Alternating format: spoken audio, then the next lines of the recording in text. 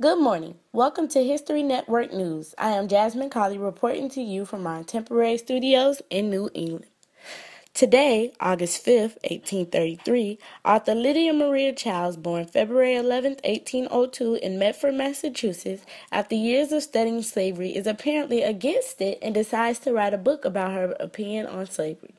You may recognize her from the novels Hobbamoth, The Rebels, or Juvenile Miscellany. Child is bravely challenging all of the assumptions and prejudice of today's questions regarding slavery. Child was nice enough to give us a quote from her novel. Child wrote, and I quote, "A Negro has a soul, and it please your honor," I said. "I am not much versed, Lydia," quoth my Uncle Toby, "in things of that kind, but I suppose God will not leave him without one, any more than they or me." "It would be putting one sadly over the head of the other," I said. "It would so," said my Uncle Toby.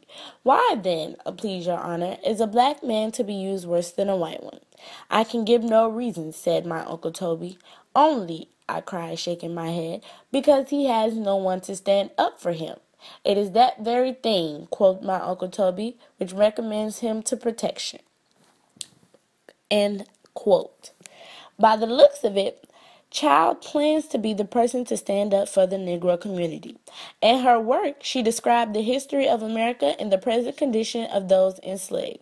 She is proposing the end of slavery, not through colonization, but by integration of ex-slaves into American society. Child is a huge believer in interracial marriage, although many of us prefer to disagree. The name of this book is an appeal in favor of the class of Americans called African.